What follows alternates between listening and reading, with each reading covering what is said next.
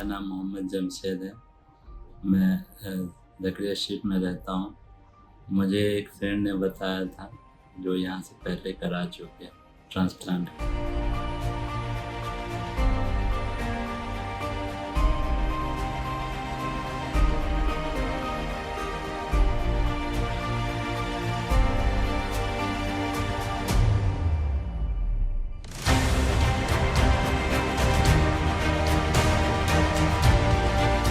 तो मुझे उसका रिज़ल्ट काफ़ी अच्छा लगा, इसलिए मैं भी आया यहाँ।